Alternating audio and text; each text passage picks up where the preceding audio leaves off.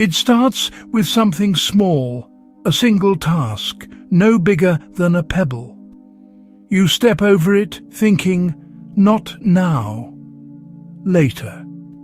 But soon more appear, and the path is littered with small tasks left behind. They become a weight in your pocket, a quiet burden. The mountain doesn't need to be conquered all at once. Be gentle with yourself. You deserve kindness. You are not lazy. Say it quietly to yourself. I am not lazy. You are not broken. The world values constant motion, but you are human, not a machine. Sometimes fear stops you in your tracks. Like a deer freezing in the forest, you're protecting yourself, not failing. The first step is compassion, not self-judgment. You are worthy of patience and care. We're taught procrastination is a time management problem. We buy planners, make lists, download productivity apps. But that's like mopping up a leak without fixing the pipe. Procrastination isn't about time or laziness. It's about emotions. It's a way to avoid feeling bad. When you face a big, scary task, your brain anticipates discomfort, boredom, anxiety, fear of failure or judgment. So your brain says, let's do something else. Anything for relief. This relief is real, but temporary. The task and the feeling waits for you now with added guilt. That's why the cycle is so hard to break. Next time you procrastinate, ask, what feeling am I trying to avoid? Naming it takes away some of its power. It shifts you from self-blame to self-awareness. You're not fighting laziness. You're acknowledging a feeling. And feelings, unlike monsters, can be soothed. Before you can move forward, find the ground beneath your feet. When you're caught in the storm of procrastination, your mind races, your body tenses. In this state, you can't think clearly or act wisely. So, the first action is to pause. Just stop. Notice your breath. You don't need to change it. Just notice it. Feel the air coming in and out. Place a hand on your chest or belly if it helps. This is your anchor, your present moment. As you focus on your breath, you send a quiet message to your nervous system. It's okay. I am safe. For this moment, give yourself permission to just be. This gentle pause is an act of kindness. It breaks the cycle of anxious thought, creates space for clarity and peace. Your power lies in returning to calm, not forcing yourself to work. From here, you can make a gentle, kind choice. But first, pause. Breathe. Find your way back to your quiet center. This is not another task to get right. It's a gift of stillness. Let yourself rest in it.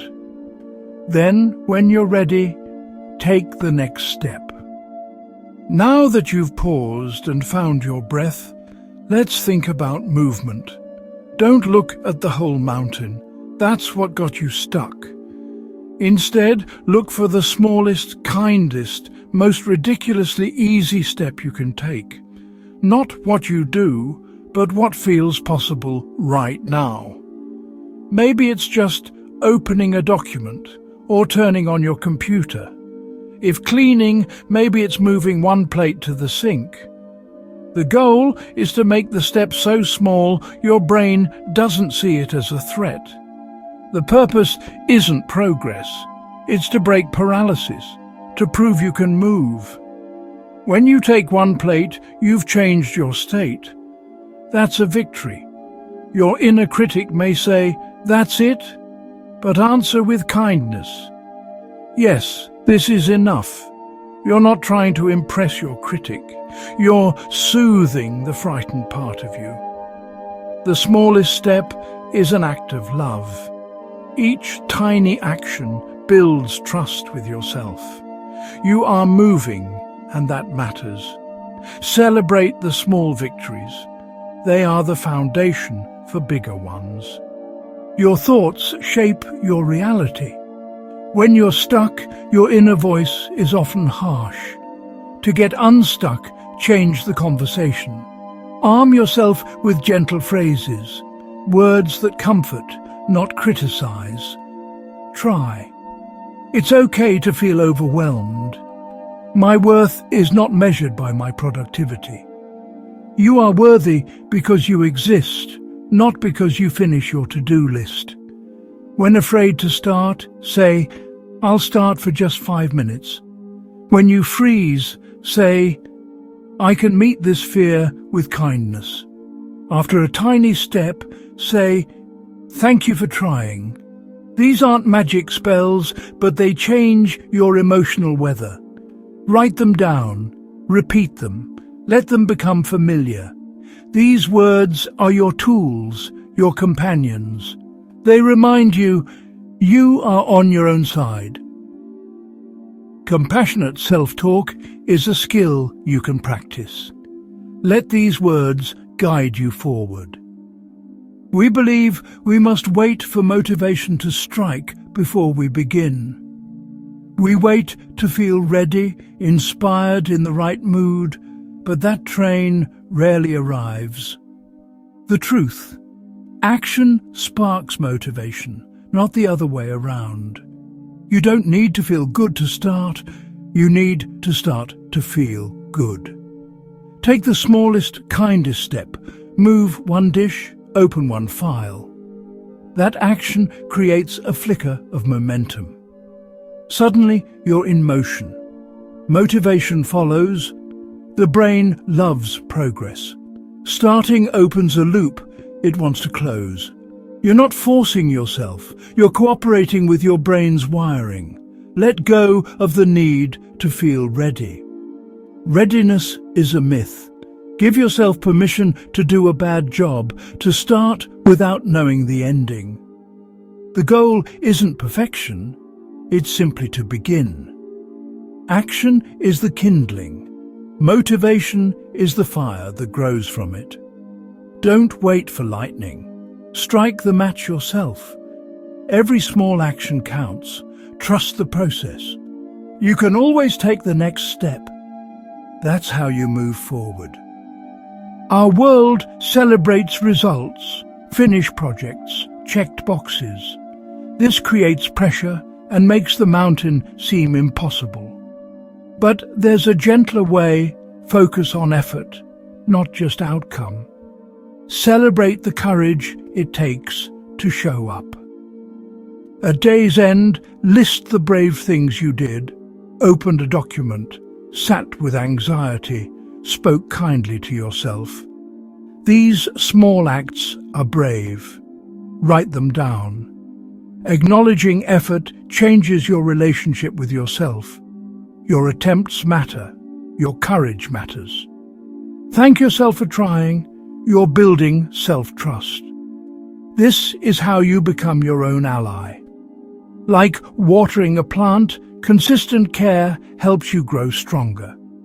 Finishing is important, but you can't finish if you're too afraid to start.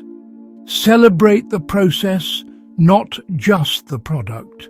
Reward your effort. Build resilience. Ask yourself, where was I brave today? Thank yourself for that bravery. That is a day well spent. You've come far.